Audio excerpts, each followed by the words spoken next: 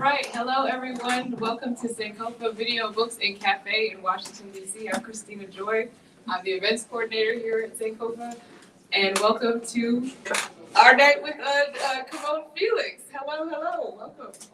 Hi, thank you. Hi, thank you. Thank you for having me. It's loud. It's a little loud.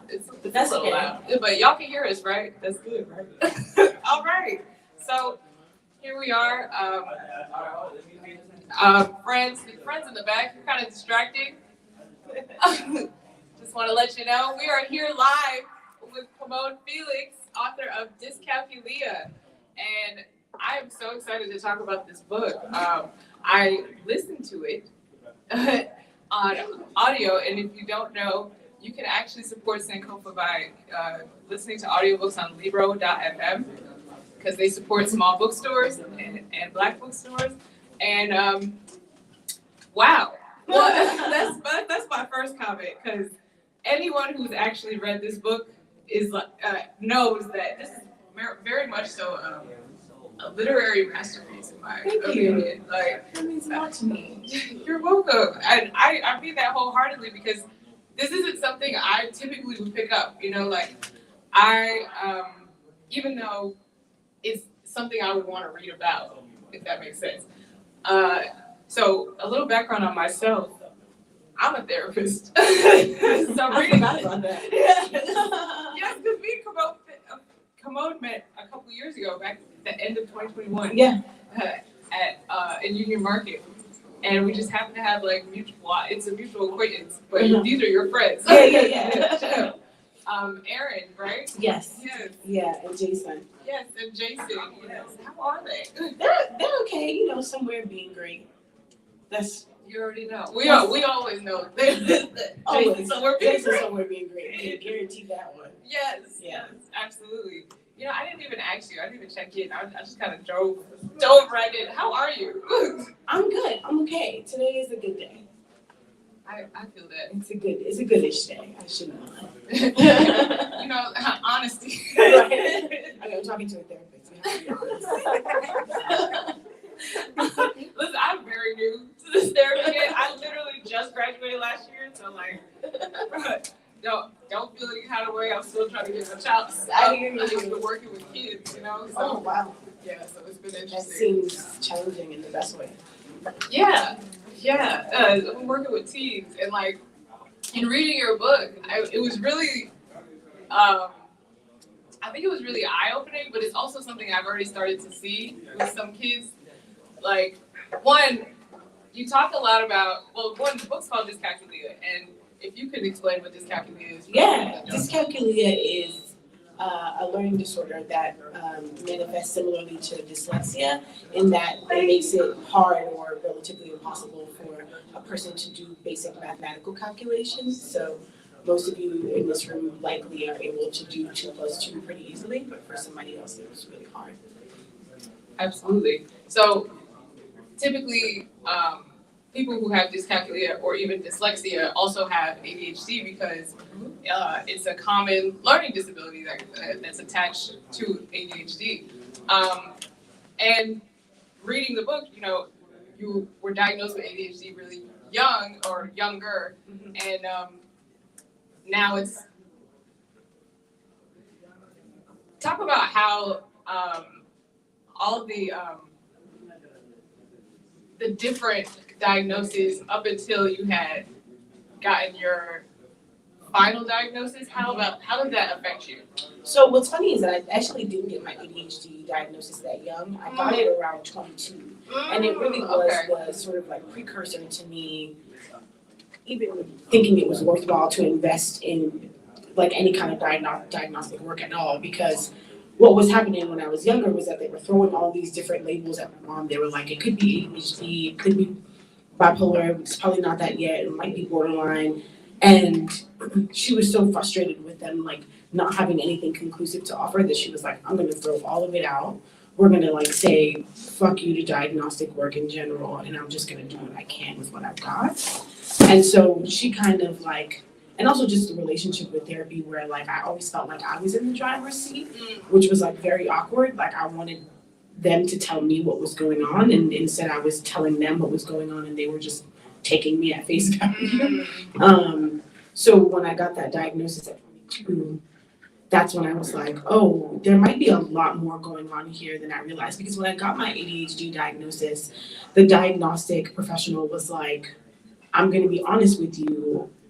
If you, based on the Richter scale and the way that you scored, if ADHD was the only thing going on, you wouldn't have gotten past third grade. And it was when he said that, especially considering that I have made it past third grade, I was like, there's something more going on here, and I want to see what that is. So, yeah. Right. Mm-hmm.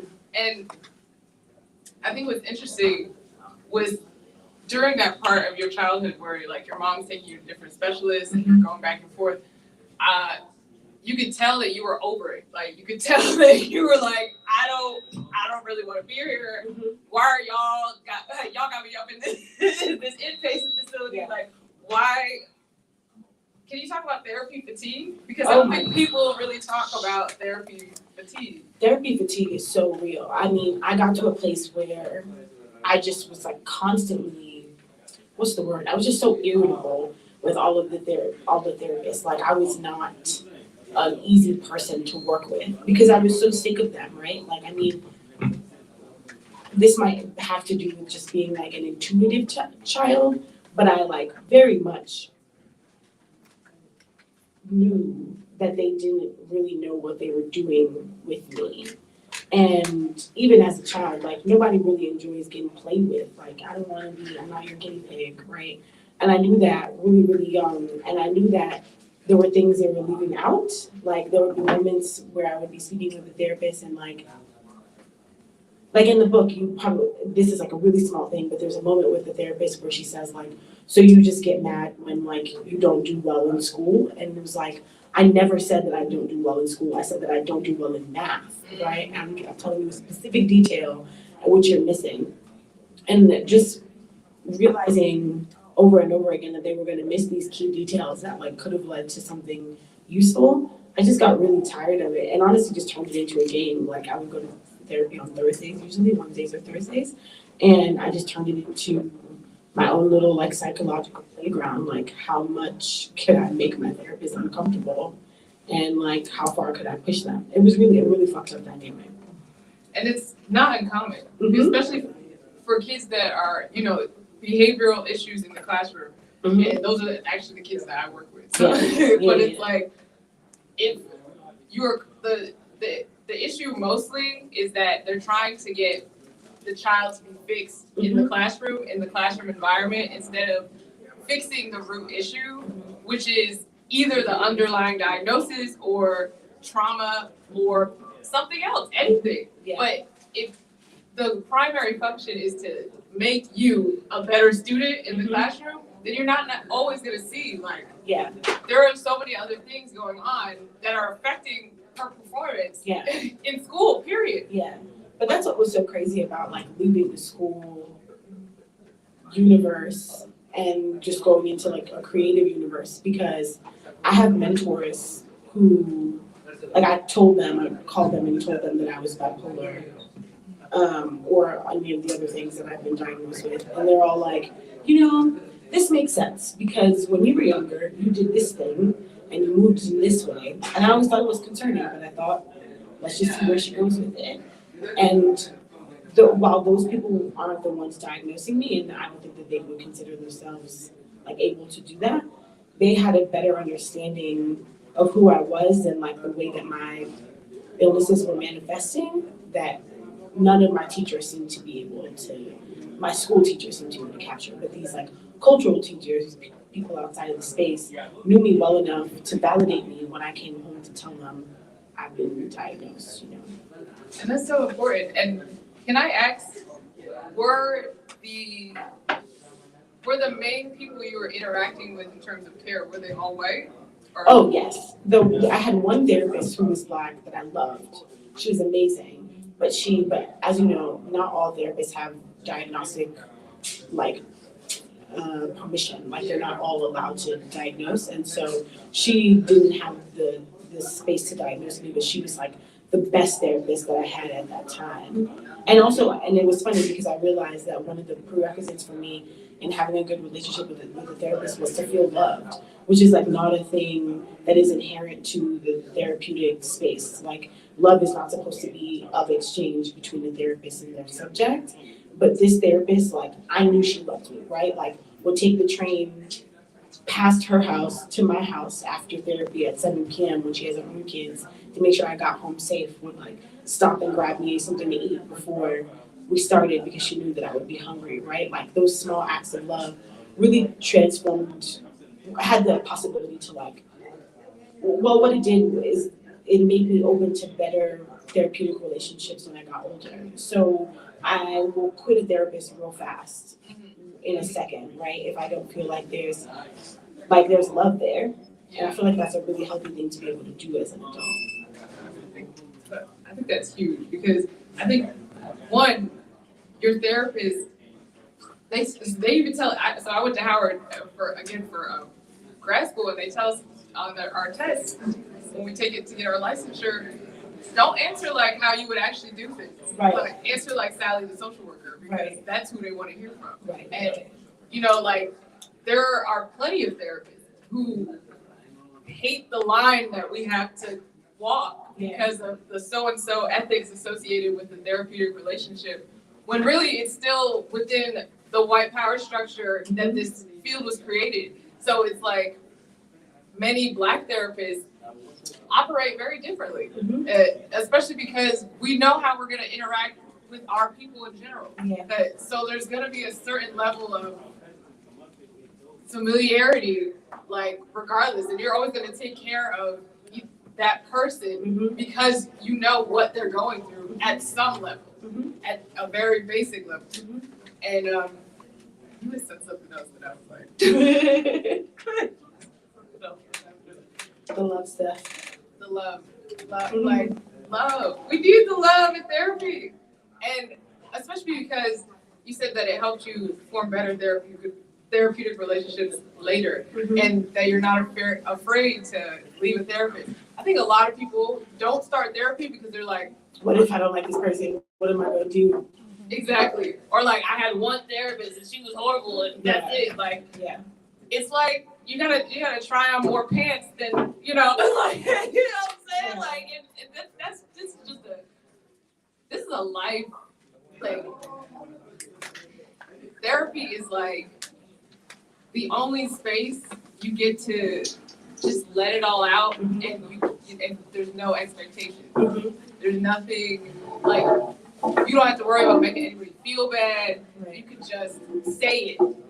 And the fact that if that therapeutic relationship is not,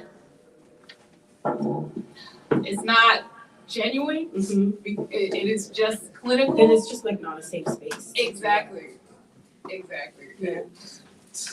I'll tell you, I knew I was gonna go in on this. I was like, dang, because this is an excellent way to like introduce like a teenager or a young adult to mental health struggles and breakups. And can you talk about how that person came up to you and was like, when you were writing your book, you're like, yeah, I'm writing a book on benign heartbreak, and they're like, oh, yeah, because honestly, I've had a similar experience. And I like, it was really, I mean, this is just like some typical Brooklyn shit, you know, where like you just minding your goddamn business, and here comes a man, just walking. So he was sitting across from me, and you know, cis men are so. Right, like I don't even know how much of that performance was about his interest in what I was writing, as much as it was like him flapping his feathers so that I could see him, which I think is part of why it irritated me so much that he asked me this and then responded the way that he did. Like, oh, that's it, just heartbreak? It's like, sir, you didn't care to begin with what I was talking about. What do you mean, just heartbreak? You wasn't gonna read it. You have no interest in this. But I think what was so funny is that he's not the only person who thinks that, right? It's not just men who think that either, or cis men. I think this idea that heartbreak is a benign kind of heartbreak that will not size up to the other heartbreaks of your life, right? Like, we always say to people, like, yeah, like your heart is broken, but like your mom didn't die, or like you still have all your family and your friends, or you still have your home and your job. And those are really weird equivalences to make, right? Because what it does is it says that heartbreak can't have any true relevance and significance unless you've experienced greater heartbreak. And part of what I wanted to do in this book was just like validate heartbreak and take size out of it, right? Like, heartbreak isn't big or small. It doesn't have to have a scale, because that's not the way that it feels. Like, when heartbreak happens to you, it feels very large. And when it happens to you again, right? If you do lose a parent or someone close to you who operated in the same way, you don't sit there and compare them. You don't go, well, this is actually worse than the pain I felt during this heartbreak. So as it turns out, this has more significance. That's not the way you evaluate it. Yeah, that was really a big part of it. I just wanted to kind of like take it out of scale. I think there is like a common thought to like trivialize love in general and topics of love, like talking about love, because people think that it's supposed to be natural, but really it's not. It's a choice. And so like when it's like a natural thing to want, but because of the way we've treated it in society, it's kind of like this, so it's so romanticized and so it's like it's this fluffy topic, but really it's not. No, love is the thing, especially like if we're lucky, love happens to us many times. And love is the thing that humanizes you, right? Like if your first love when you're 15 and you probably will never see this person ever again and you don't know it and you're not allowed to date, but you will do anything to see this person. And then your brain starts to understand the stakes, what it means to be that invested in another person. That's your first one. And then your second one comes along and you already understand the stakes of love, but the stakes now grow because maybe now you're 19 and you think that you need to have a family and you think all these things, right? Like the way that love works is that it makes you better through a bunch of different mechanisms, and one of them is heartbreak. You have to sort of like find your way through it, I think, to come out on the other side and be able to have a better understanding of the kind of love that you want. And not just about reception, right? But also about like to understand how you give love. Like, where are you toxic? Where are you causing harm? Because so often the stories that we tell about heartbreak are so one-sided that it doesn't offer the reader any real opportunity for self-reflection. But there is probably no one living except for, a person who's been with the same person for a really long time who could say that they've never done something toxic or done something harmful or problematic, something that they had to apologize for. Doing that, having to apologize or not apologize or wish that you had apologized and coming out on the other end also tells you something really significant about yourself. Yeah. I think that's why I thought your book was very like raw and also revelatory, because you can see throughout the body of work like the ebbs and flows, and then you see the resolution. You see that I'm comfortable with myself and I can move forward even though, and I've been through this now. And then you even get to revisit X, and he comes back in the end. And can you talk about that? What was that like? Yeah, it was really in real life. It's like watching a movie that you don't want to see, right? It's just like I guess we're here. I guess this matters. And really what was so significant about that relationship and about him coming back was that during that time period before he came back, I was like dreaming about him incessantly, which when it's happening your brain thinks that you're dreaming about this person because they're like the love of your life and they're trying to communicate to you through like brainwaves. when most likely what's happening, because that could be the truth, I don't know the way your ancestors are set up, but what's probably happening is that your brain is trying to process this pain, right? It's trying to help you work through it and navigate it. So by the time he came back, I had stopped dreaming. I was like way into the process. I had processed it already. And there was still some like natural excitement of being like, oh, I wonder if this is the person I'm supposed to be with and this is gonna be like our fairy tale where they like come back. And then I saw him and it was so strange. He like came to get his record player. I remember like using it as an excuse to see him, like being like, I'm gonna hold on to this fucking record player because you're gonna want this shit. And he indeed wanted it. And when he like crossed my threshold, I was like, here's your record player. You can please take your record player and go. I just didn't want anything more than to be free of the record player. It's just crazy how time works. We're like in the dream stage, I was so invested in this idea of like fixing it and mending it. And by the time I had processed it, my brain like did not need to do that anymore. I was like about to leave and go run a campaign, and I was like, you are dead weight I don't want to have. But he still kept coming back and kept coming back, which was really helpful because every time he came back or said anything or sent a message or left something behind, it was another opportunity for me to process and really think to myself, like, how does this make me feel? Like, what do I feel when I read these messages, when I hear these messages? Do I really want to be with somebody who calls me at 4 a.m. every morning because they're wasted and like having a really awful day, right? Like that doesn't sound like the kind of love that I want. So it was really helpful for him to come back. I think if that hadn't happened, there's a part of me that might have still been wondering. But I got it out of my body. That's so real. Thank you. Sometimes you gotta learn the hard way. Sometimes you gotta learn the hard way, Like, for so real. that you never have to learn it again. Literally, so Never that you again. feel it. And Yeah. you're like, guess what? Remember that feeling? You don't want it ever again. Yeah, I mean, after that, I was single for 4 years, like, and I was not playing about being single either. Like every person who I would like to be in a relationship, I think, no, I don't want to. I don't want to. And I knew that one day I would like meet a person. I didn't need to like change my mind and be like, oh, I'm ready now. I just needed to exist. And I knew that I would meet a person.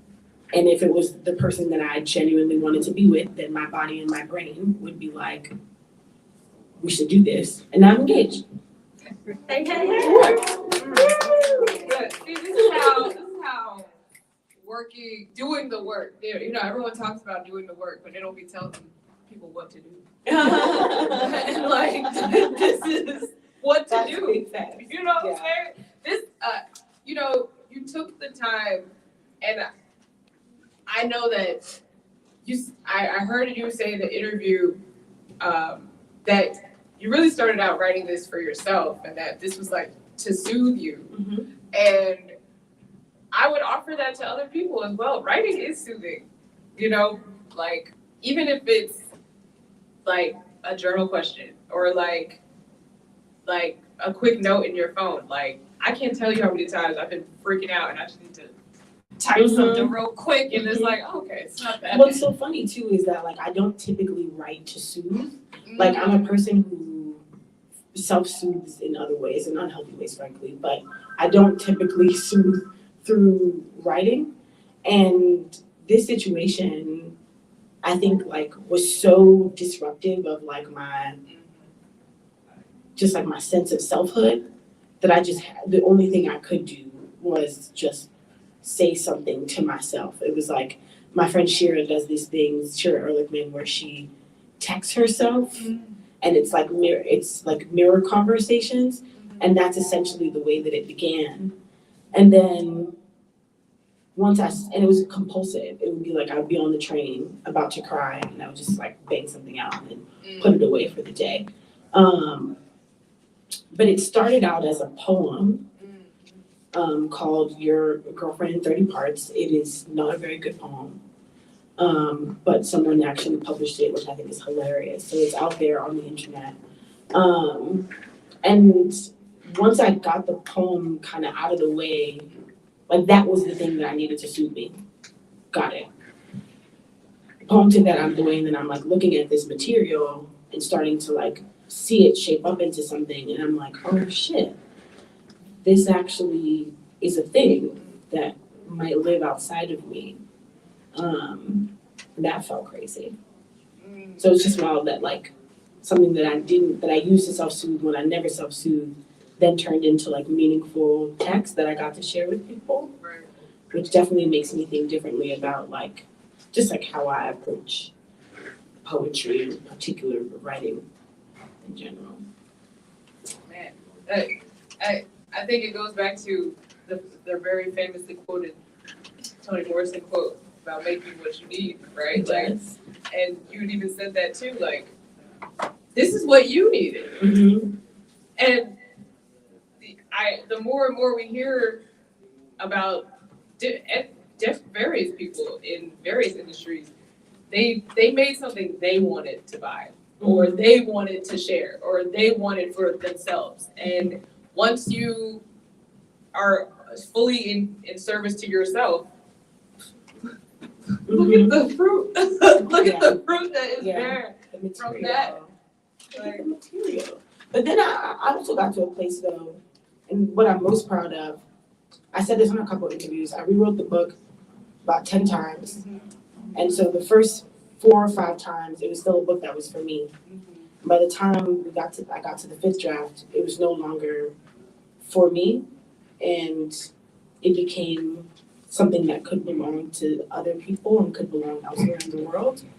And I think the books sound different, the versions sound different. Mm-hmm.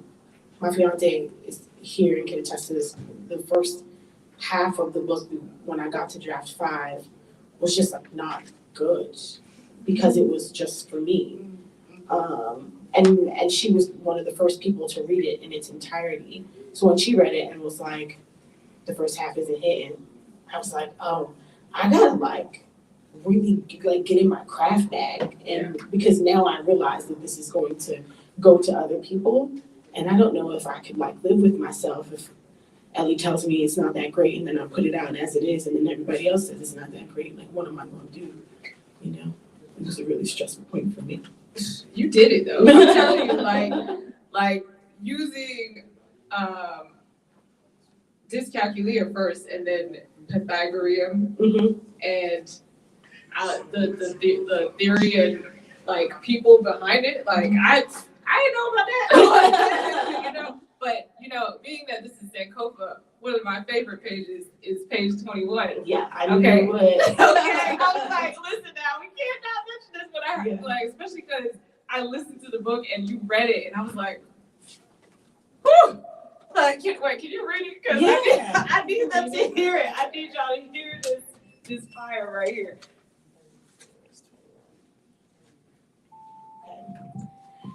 Sankofa in my loins, Sankofa in the meat of my memory. I have to spiral back to return. That's Tell me it didn't hit.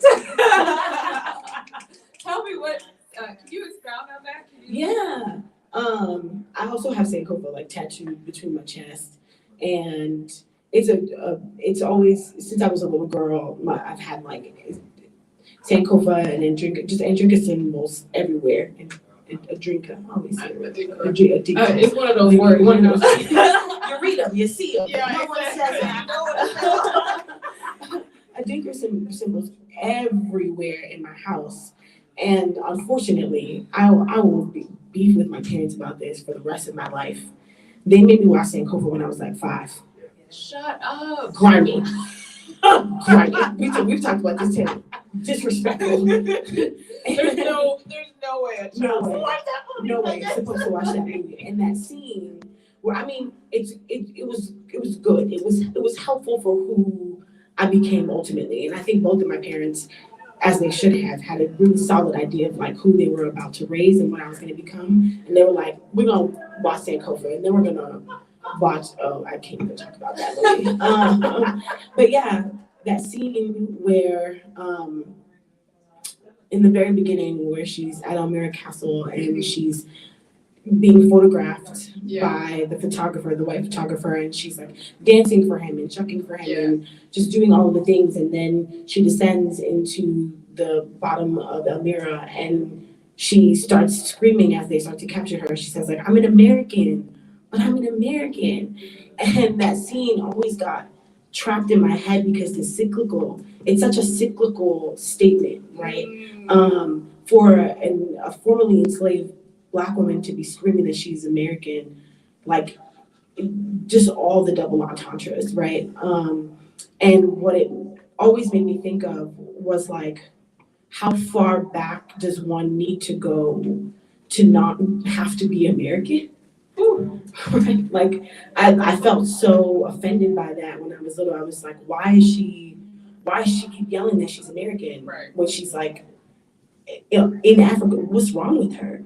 And what I learned from that kind of like obsession or anxiety was that the only way to be un-American, as Beyonce so aptly says, but she means it a little differently, is to be able to go back through your history, count it, catalyze it, right? Like literally build it into something that you can move, that has momentum, and just sort of like readdress yourself that way through that like formula of counting, recounting, mobilizing, etc.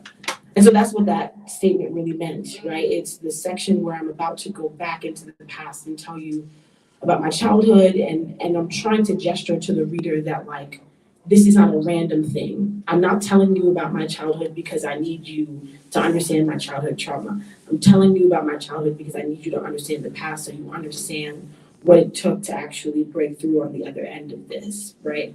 And it's just a really helpful framework. It's really helpful to think about collecting your past in order to best represent your future. And yeah, so I'm like really mad at my parents forever in perpetuity, but grateful nonetheless. If I had to suffer, then I guess I suffered. Yeah. Shout out to Black parents. Shout out to Black parents that grew up in the 60s and the 70s. Okay, Jesus Christ. Whole house smell like incense for the rest of your life. Now, what? Yeah. Now I remember you mentioned that your mom was West Indian. Where's she from? My mom's from St. Thomas. My dad is from Grenada, so both of my parents are Caribbean. And I'm first generation, but they both came here when they were, well, my mom came here when she was 1, and my dad came when he was 18, 19.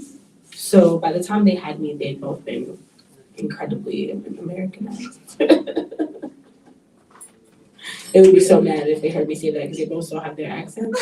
What do you mean Americanized? It's contagious, to be honest. But that you're absolutely right about Sankofa as a framework. Like, because as you were saying it, like I could see it. Like Sankofa is a framework. It's a way of life. It's the way you reflect on your life and get to the next step. It's the way you appreciate your ancestors, the way that you venerate them, right? I mean, some people don't have the means to make an altar. What you do have with the internet, especially, is the ability to take some time to go back and see how your people lived, and that starts. And part of what I think I'm doing too, I don't intend to have children, but I will have descendants. My siblings will have children. There will be people who will come after me. I would like to make it easier for them to find me. My grandmother is my road dog. Like, I mean, she's not alive, but that's my main G. And I can't find, everything I find is piecemeal. And every now and then I just get mad and I'm like, girl, you could have just wrote a book. Like, why didn't you just write the damn book? So I wrote a book so that my nieces and nephews don't have to do that. I know that's right. And so maybe they can keep writing. You know? Exactly, keep writing the book. Be the example. And thank you so much.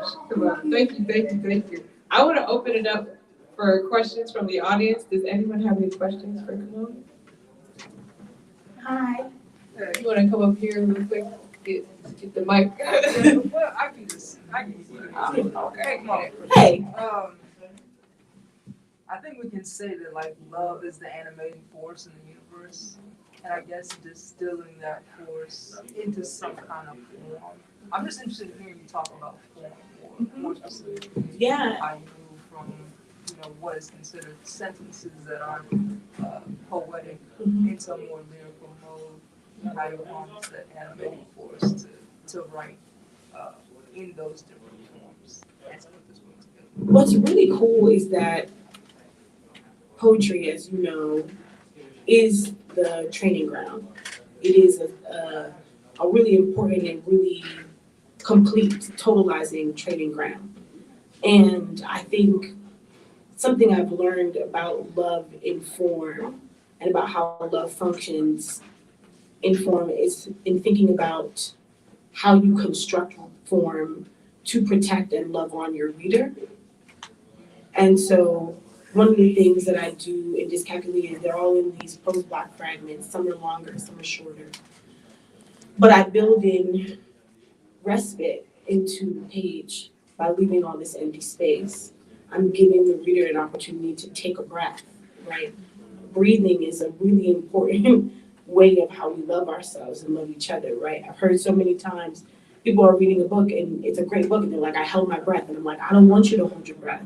I want you to breathe. I want you to take a pause. I want you to put it down when it feels like it's too much. So I'm gonna set it up in fragments so you always feel like you can put it down, which is not necessarily true in more linear narratives or in, for instance, in fiction if it's not written in fragmentations. Does that answer your question or get at it? Yeah, there's a way that I think that poets are taught to think about the reader that's different from the way other genres are taught to think about the reader. It's not necessarily about helping them get it. It's about creating the environment for your reader where they can live in your lyric and sit there whether they understand it or not. And I know that there are some parts of Dyscalculia that are like dense and heavy and in some ways can be hard to get in and out of. But what I tried to do by like putting in colloquialisms, speaking directly to readers, is to try to say like, you don't need to understand all of this to get it. But by the end, you're gonna like feel what I feel, which is like a deep love for myself and thus yourself. That's a great explanation of poetry. Because I've definitely felt that in reading this or in listening to it, especially the way you read it. And no one is gonna read it better than you're gonna read it. Yeah. So it was just it felt very intentional. Yeah. The way the pages and I think because I heard the interview before that I was expecting it to be fragmented, so that kind of prepared me for listening to it. But like even just seeing it, it's very, you're right, it's unintimidating. And sometimes people don't want to pick up books because it looks too long. Yeah. Or if there's too many words on the page. Right. It's just too packed in here. Where am I supposed to rest? Like, where's the eye supposed to go? I think about a lot of those things. And the words pack. They really pack. So you be like, oh, hold up. I personally have ADHD, so I was sitting here rewinding this. Like, wait, I'm gonna need you to run that back because she said that way too quick, and I need to hit. Yeah. And it hit. Yeah. It hit every time. It every time? That's amazing. Every time. I was like, damn. Right. Does anyone else have any more questions? JJ looked like they got a question. No, I'm just thinking all Calling our friends. Anyone else have a question or comment? Has anyone been in Heartbreak and needed a book? Because here it is. I hope that none of you. This is great. I hope none of you have been heartbroken enough that you needed a book. But in the event that you have been, I know you are. But don't worry, I already bought it. So you got to convince me no more. Thank you. I'm like,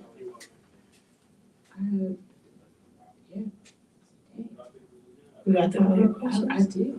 I think I did. That's sufficient. That right. I was like, dang, I didn't expect that to happen so quick. Yeah. You know. Well, here we are, y'all. I won't keep you longer. Yeah. No, we need to. But thank you all for showing up and showing out. Like, give it a round. Give it a round of applause for Camonghne Felix. Come on, do you know Camonghne? I'm being serious. There's another one? Yes, yeah, because we've had our other friend Camonghne on this stage a few times. Camonghne Freeman, who is a brother, actually. I was wondering if y'all knew each other. I don't know how I feel about somebody else. He spells his name way different. Okay. Because the first time I met you, I was like, you like, Do you think we could be friends? on certain days, yes. Feel like I got